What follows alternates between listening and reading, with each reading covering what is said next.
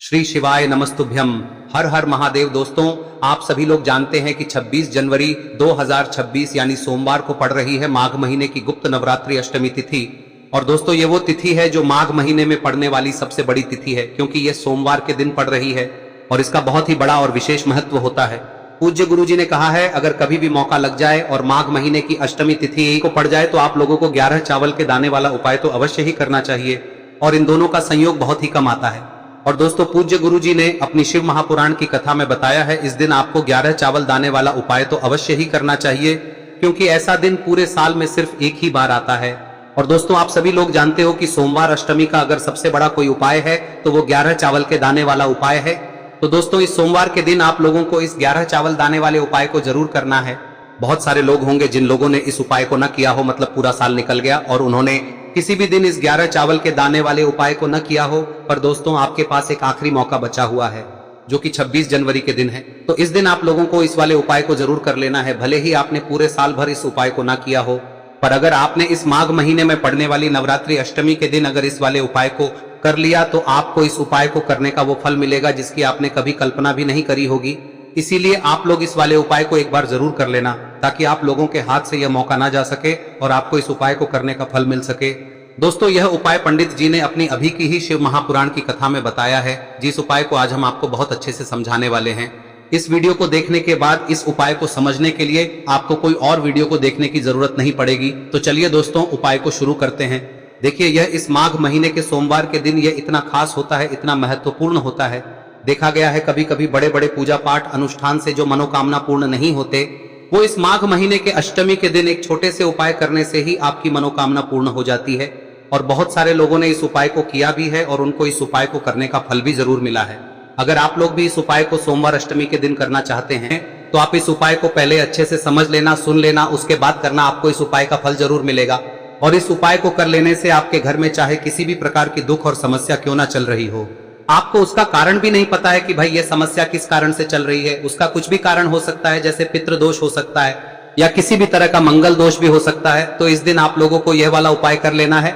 यह एक ऐसा उपाय है जिस उपाय को अगर किसी विशेष दिन पर किया जाए तो भाई उस विशेष दिन का जो है वह तो हमें मिलता ही मिलता है, पर हमने उस दिन पर इस उपाय को किया है तो हमें उससे भी बड़ा फल मिलता है, और फल बहुत जल्दी मिलता है, क्योंकि आप इस उपाय को बहुत ही बड़े और विशेष दिन पर कर रहे हो। तो चलिए अब उपाय के बारे में बात करते हैं, लेकिन उससे पहले आप लोगों को यह जानना आवश्यक है कि आखिर यह उपाय किस समय करना है, किसको करना है और कैसे करना है।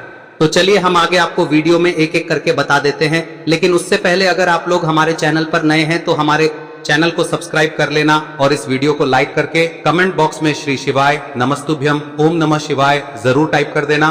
और अपने फायदे के लिए, गरीबी दूर करने के लिए इस वीडियो को पूरा देखकर जाना, तभी आपको लाभ की प्राप्ति होगी।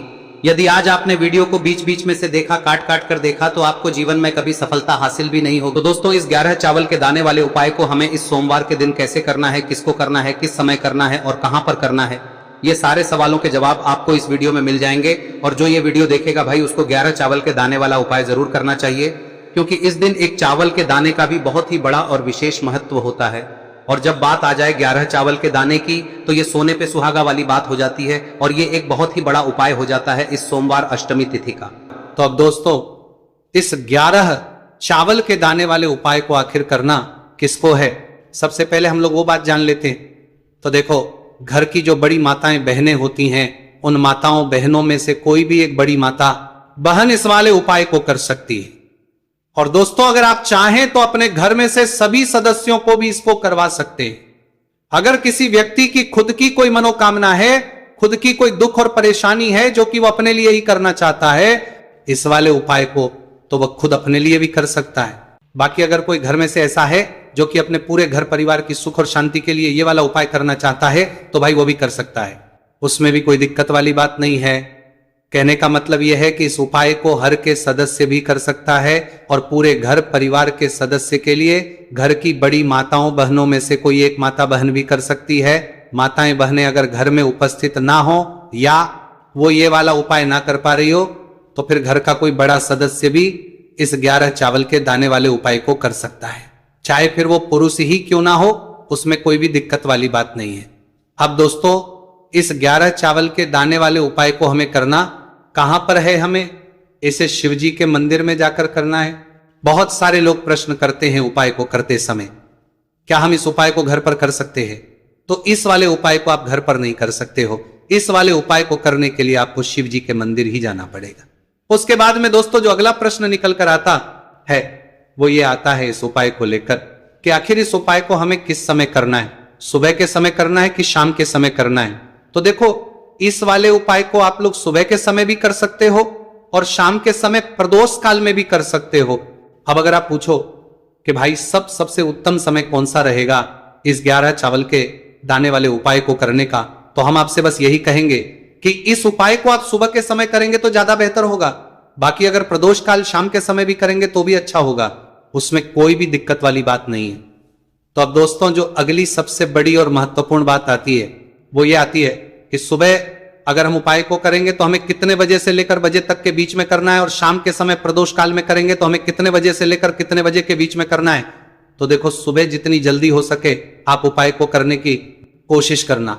बाकी अगर किसी कारणवश लेट भी हो जाओ, थोड़ी देर भी हो जाए, तो 10 या 11 बजे तक भी आप उपाय कर लेना, पर 12 बजे से ज्यादा देरी ना हो, ठीक है? इस बात का ध्यान रखना। उसके बाद में दोस्तों अगर शाम के समय प्रदोष काल की बात करें, दोष काल का जो समय है होता है वो शाम के 6 बजे से शुरू हो जाता है। मतलब शाम के 6 बजे से लेकर 7 बजे के बीच का जो समय होता है यह समय प्रदोष काल का समय होता है।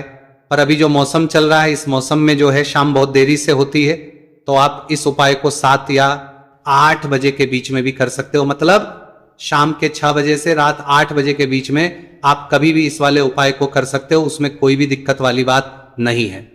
अब दोस्तों यहां पर इस उपाय को लेकर एक और सबसे बड़ी बात यह निकल कर आती है कि इस 11 चावल के दानों को हमें लेना कहां से होता है, और हमें इस उपाय को करने के साथ में क्या और कुछ भी सामग्री ऐसी होती है जो शिव जी के मंदिर लेकर जानी है। तो देखो यहां पर हम आपको बता दें, सबसे पहले आप लोग ये जान लो कि ये जो 11 चावल के दाने वाला उपाय है, सिर्फ और सिर्फ आप उपाय की सामग्री लेकर कभी भी शिव जी के मंदिर मत जाना, क्योंकि हमें भगवान के सामने ये नहीं दर्शाना है कि अगर हम भगवान शिव जी के मंदिर आए हैं तो अपने फायदे के लिए आए हैं। तो इसलिए जो भी पूजन सामग्री है, उपाय सामग्री है 11 चावल के दाने, इसके साथ में आपको पूजन सामग्री भी जरूर लेकर जाना है।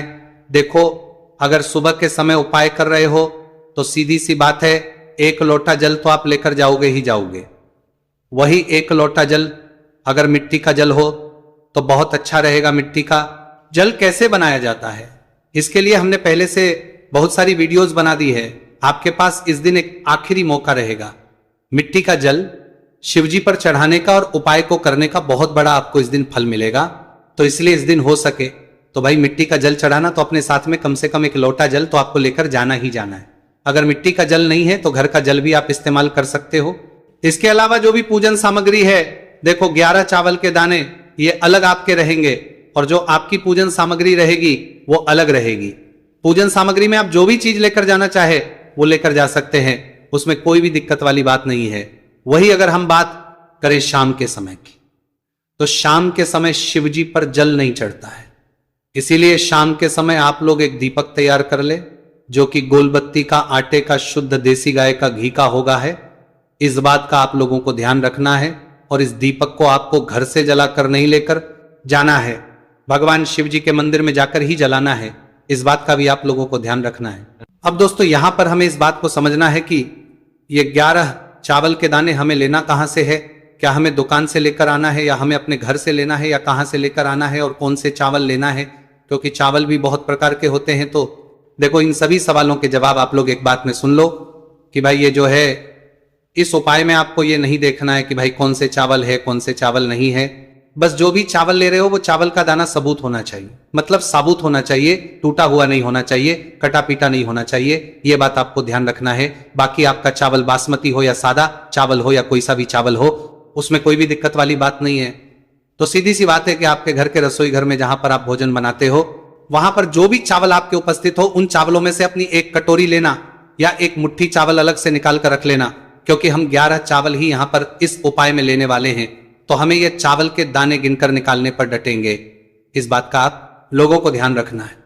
तो अपने उस चावल की कटोरी में से या चावल में से 11 ऐसे चावल के दाने आप लोग निकाल लो जो कि टूटे हुए ना हो, कट्टे पीटे ना हो, जिनमें कोई दाग ना लगा हुआ हो, है ना।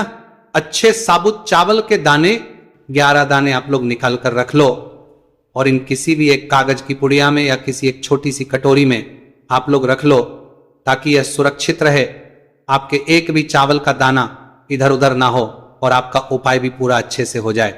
तो भाई जैसे ही आपका उपाय की जो सामग्री है 11 चावल के दाने ये तैयार हो जाते हैं, उसके बाद में आपको जो भी अपनी पूजन सामग्री है, सुबह के समय कर रहे हो तो एक लोटा जल या पूजन सामग्री जो लेकर जाना चाहो उसकी भी तैयारी कर लेना, और किस समय जा रहे हो तो भाई अपना जो दीपक है उसे तैयार कर लेना, ठीक है। और उपाय को करते समय शुद्धता का विशेष रूप से ध्यान रखना, ठीक है। सुबह सुबह स्नान करने के बाद ही उपाय को करने की आप लोग तैयारी करना। उसके बाद अगर शाम के समय की बात करें तो शाम के समय आपको स्नान करने की जरूरत नहीं है, पर शुद्धता का ध्यान रखना है। आपको स्नान तो नहीं करेंगे, आप हाथ मुंह धोकर भी इस वाले उपाय को शाम के समय प्रदोष काल में कर सकते हैं, इसमें कोई की बात नहीं है। तो आप अपने उपाय की पूरी सामग्री तैयार करके आपके पास ही में जो आपका शिव मंदिर हो वहां पर पहुंच जाइए। सबसे पहले शिव मंदिर में जाकर आप लोगों को उपाय नहीं करना है, पहले भगवान के दर्शन करना है, भगवान से आशीर्वाद प्राप्त करना है, फिर शिव जी की शिवलिंग के पास में आना है। शिवलिंग के पास में आने के बाद आप जो पूजन सामग्री लेकर आए हुए हैं, जैसे कि सुबह गए हुए होंगे तो एक लोटा जल और जो भी पूजन लेकर आए हैं आप उनसे भगवान शिव जी की पूजन कीजिए। सबसे पहले तो एक लोटा जल ही चढ़ेगा, उसके बाद में आपकी पूजन सामग्री चढ़ेगी। उसके बाद में अगर दोस्तों शाम के समय अगर आप इस उपाय को कर रहे हो तो अपने साथ में कम से कम एक जो दीपक है गोलबाती का जो आप अपने साथ में लेकर गए हो, उस दीपक को मंदिर में जाकर अपनी माचिस से जलाना है और उस दीपक को शिवलिंग के पास में रखना है, ठीक है। इस दीपक के बाद ही आप लोगों को अपना ये वाला उपाय शुरू करना है, और दीपक को ज्यादा पास में मत रखना, वैसे भी गर्मी पड़ रही है, भगवान शिव जी को आंच नहीं लगनी चाहिए, है ना। तो भाई जैसे ही आपकी पूजा अर्चना हो जाती है आप भगवान शिव जी को प्रसन्न कर लेते हैं। उसके बाद में शिवलिंग के पास ही में आप कहीं पर बैठ जाइए, सामने या आसपास जिस जगह पर आपको बैठना हो वहां पर बैठ जाइए और अपने वो 11 चावल के दाने अपने सामने निकाल कर रख लीजिए, क्योंकि अब यहां पर करने की आपको तैयारी करना है। और इस तरीके से जब आप उपाय करेंगे पूजन सामग्री करने के बाद, पूजन अर्चना करने के बाद, तो आपको उपाय का फल बहुत जल्दी और बहुत बढ़ा होकर मिलेगा। तो अपने 11 चावल के दाने अपने सामने निकाल कर रख लेना, और ये जो उपाय है ये आपकी सीधे हाथ की हथेली से होगा, इसलिए इस बात का भी विशेष रूप से ध्यान रखना है। तो सीधे हाथ की हथेली का प्रयोग करके ही आप लोग अपना इस वाले उपाय को करना। अपने सामने जो भी आपकी कागज की पुड्डियां हैं उसको रख लो, या कटोरी है तो भाई उसे अपने सामने रख लो और अपने वो 11 चावल के दाने निकाल लो, ठीक है। उसके बाद में दोस्तों अब आपको क्या करना है कि शिवलिंग आपके सामने होगी, तो आपने वो 11 चावल के दाने एक एक करके आपको शिव जी के शिवलिंग के ऊपर चढ़ाना है। कहां पर चढ़ाना है? शिवलिंग के ऊपर चढ़ाना है, और कहीं पर भी नहीं चढ़ाना है, आपको अपने हथेली से शिवलिंग के ऊपर चढ़ना है। भले ही फिर वो अपने आप जलाधारी पर गिर जाए या मतलब वहीं पर गिर जाए, उसमें कोई दिक्कत वाली बात नहीं है, पर आप चढ़ाओ शिवलिंग के ऊपर ही। तो आपको क्या करना है, अपना पहला चावल उठाना है, श्री शिवाय नमस्तुभयम बोलना है और शिवलिंग पर चढ़ा देना है। इसी तरीके से दूसरा चावल का दाना उठा है, शिवलिंग पर चढ़ाना है और मंत्र बोल देना है, और फिर तीसरा चावल का दाना उठाना है, श्री शिवाय नमस्तुभयम बोलना है और चढ़ा देना है।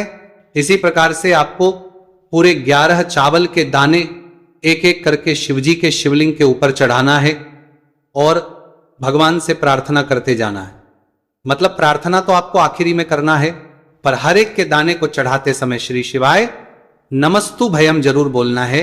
उसके बाद ही में ये चावल का दाना शिवलिंग के ऊपर आपको चढ़ाना है। जैसे ही आपके 11 चावल के दाने शिवलिंग के ऊपर जाते हैं तो भाई उसके बाद में आपको क्या करना है, भगवान से अपनी मनोकामना बोलना है। मनोकामना भी कब बोलना है? जब आपका 11 चावल का दाना आपके सीधे हाथ की हथेली में हो और आप उसे चढ़ाने के लिए जा रहे हो, श्री शिवाय नमस्तु भयम बोलकर उस आखिरी चावल के उस शिवलिंग के ऊपर चढ़ा देना और भगवान से फिर अपनी वहां मनोकामना बोल देना। जिस मनोकामना के लिए आप लोग अपना ये वाला उपाय कर रहे हो, जिस भी दुख और परेशानी के लिए आप लोग अपना ये वाला उपाय कर रहे हो, उसके बाद में जैसे ही आप अपनी मनोकामना बोल देते हो आपका ये वाला उपाय पूरा हो जाता है। पर दोस्तों उपाय को करने के बाद आप लोगों को 2 मिनट भगवान शिव जी के मंत्र का जाप जरूर करना है। और मंत्र का जाप करने के बाद भगवान एक और बार प्रार्थना करना है अपनी मनोकामना के लिए या अपनी जो भी दुख और परेशानी है उसके लिए। इसके बाद में आप लोग भगवान को देखकर भगवान से प्रार्थना करके उनसे आशीर्वाद लेकर वहां से उठ सकते हैं और अपने घर पर जा सकते हैं। बस दोस्तों यहां पर यह वाला उपाय पूरा हो जाता है। इस तरीके से जो भी व्यक्ति छोटी छोटी चीजों का ध्यान रखते हुए इस 11 चावल के दाने वाले उपाय को करेगा, निश्चित सी बात उसे उसकी मनोकामना जल्द ही पूर्ण होगी और जो भी दुख और परेशानी है वो भी बहुत ही जल्दी दूर होंगे। और दोस्तों अगर आपको हमारी ये वीडियो पसंद आई हो तो हमारे इस वीडियो को लाइक और चैनल को सब्सक्राइब जरूर करें। हर हर महादेव, ओम नमः शिवाय। देखिए मार्गशीर्ष मास के दिनों में विशेषकर भगवान शिव और माता पार्वती और विष्णु भगवान का पूजन किया जाता है। अब साथ ही साथ पूर्णिमा का दिन भी पड़ गया है, तो ऐसा समझ लीजिए आपके जीवन में धन भी आएगा, सुख भी आएगा, धन बढ़ेगा भी और साथ ही साथ आपके जीवन के सारे संकटों को भगवान शिव जी दूर कर देंगे।